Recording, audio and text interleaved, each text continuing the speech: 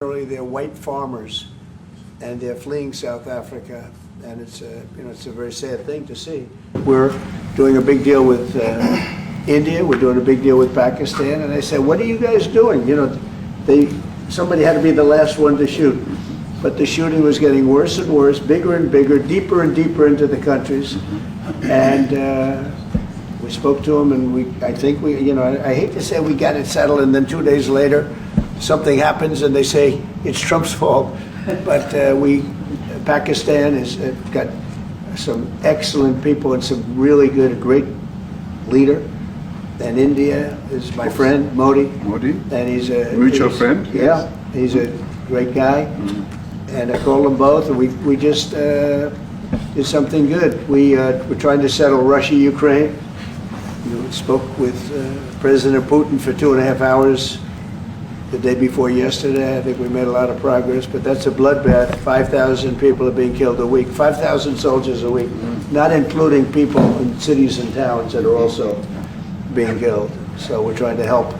And it doesn't affect us. It's not our people, it's not our soldiers, it's Ukraine and it's Russia, but if we can save 5,000 souls, we'll do it. We're pretty good at it.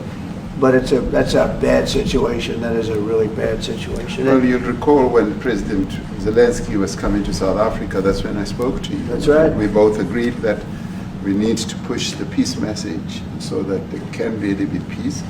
And we've been involved in the Ukraine-Russia conflict for quite a while. Through my Minister of State Security here, we've been dealing with them, the exchange of children who were taken away, going through names and addresses and all that.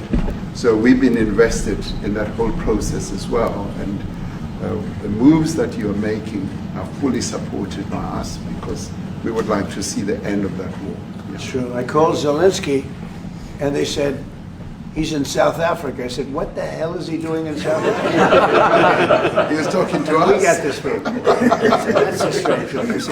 I said, what are you doing in South Africa? Yes. That's a strange one. He's trying to make peace. We're taking him. We were lucky because we had the great Nelson Mandela who taught us how to create peace, to make peace. So we were imparting some of those lessons to him, some of those learnings, and I specifically mentioned to him that this is how Nelson Mandela taught us that when you want to have a peace in a country, do it on an unconditional basis and sit down and talk. And that's precisely what I'm sure he's going to heed. Well, we're going to see what happens with that one. There's a lot of hatred. There's a lot of death. It's a bloodbath. It is. Unfortunately. I get the satellite pictures of that field, of that killing field.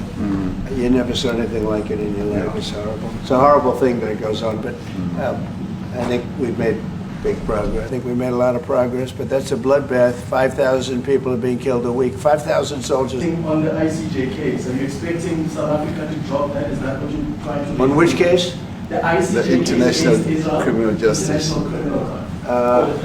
I don't expect anything, to be honest. I really don't. I don't know. It's they've got a case. There's a lot of anger there, tremendous anger. I don't expect anything. We'll see what happens. We'll have a ruling, and who knows what the ruling is going to mean. Mr. President, are you going to be speaking to Prime Minister Netanyahu about Israel's renewed offensive there? There's been a lot of concern from European countries. Going to be asking Prime Minister Netanyahu to tone down the offensive in Gaza to let more aid in? Was that a question or a statement? It's a question. This guy's, you never chose the day before yesterday. I think we made a lot of progress.